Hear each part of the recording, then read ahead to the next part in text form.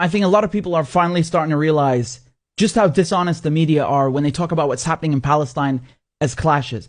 If these were videos from Ukraine, if they showed Russian soldiers abusing Ukrainians, it would be front page news. You would have no problem looking at that and calling that violence. But because it's happening to Palestinians, oh, now it's a clash. Oh, it's both sides. Look, man, when you have gangs of uniformed thugs draped in riot gear bursting into a mosque and shooting people with tear gas while they're praying, that's not a clash. That's literally the definition of brutality. And this idea that if Palestinians dare to throw a rock in self-defense at somebody that's tear gassing them, that they're somehow equally to blame. I mean, what is this colonial slave mentality? Like, how dare you defend yourself? Accept your oppression, you Arab terrorist.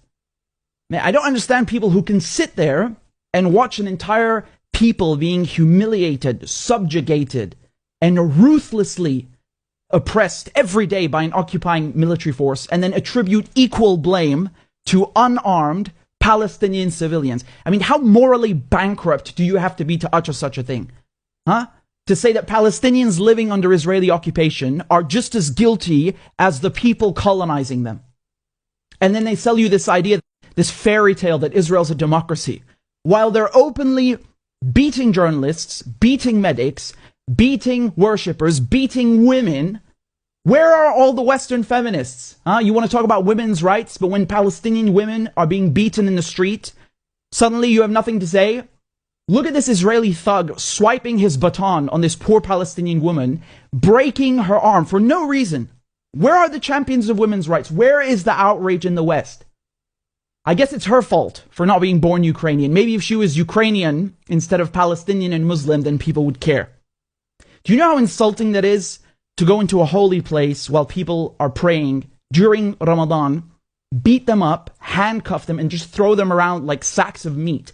I'm not even Muslim, and I am insulted. I'm offended. And I shudder to think what would happen if Palestinians went into a synagogue and started firing tear gas at people while they're praying. The reaction around the world would be nuclear, and rightfully so. So where's the outrage here?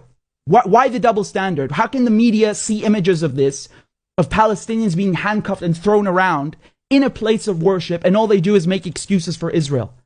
You know, that building, the Aqsa Mosque, has been there for over 1,000 years.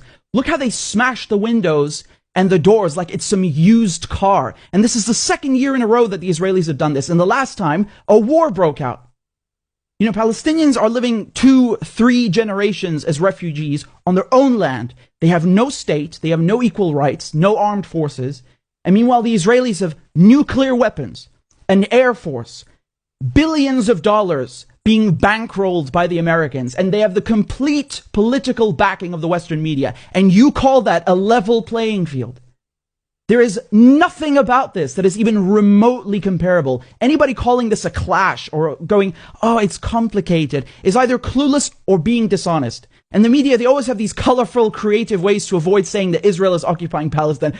Oh, it's both sides being violent. Oh, there are tensions because it's Easter and Passover and Ramadan coinciding.